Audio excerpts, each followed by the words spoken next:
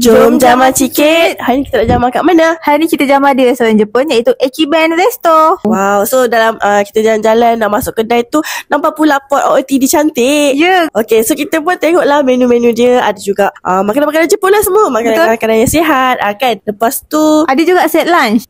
Yang mampu milik lah, tapi nak makan makanan buat Jepun. Kalau korang tengok design dalaman restoran ni memang minimalist tapi moden juga. Betul. Ada gaya Jepun. Dan tempat yang kita orang duduk ni pun special tau. Sebab boleh bersila. Ada juga seat untuk baby lah. Baby chair. Akak Jamal makan apa ni? So Akak Jamal makan deep fried salmon medium rare. So kat dalam set ni korang boleh tengok lah, dia datang dengan pelbagai. Ada nasi, ada meme, ada sup, ada jeruk timun, juga sashimi yang kami add on lah. Cuma tambah RM10 je. Lepas tu ada juga deep fried salmon ni.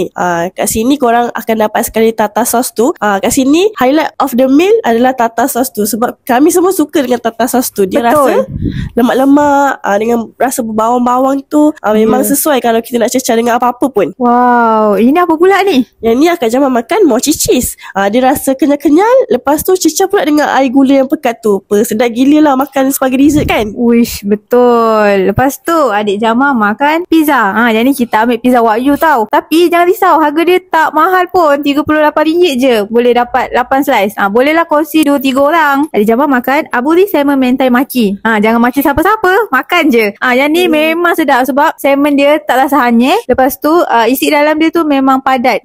Lepas tu nak disedapkan, cecah je dengan sos tartar tu. Lepas tu kita daya apa pula ni? Untuk air pula, adik dengan Akak Jamal minum fruit tea. Akak Jamal pilih watermelon lychee dan adik Jamal pilih grapefruit. Wow, tapi untuk rasa air dia sedap tau sebab dia ada campuran green tea tu. So korang kalau yang suka green tea tu, korang patut cuba. Betul. Dan tempat dia sangat cantik. Cantik sangat kalau korang nak buat OOTD ke, nak buat dating ke kan. Betul. So apa tunggu lagi? Jomlah orang-orang Johor dan sekitar datang AKB Resto sebab Adik dan Kak Jamal approve.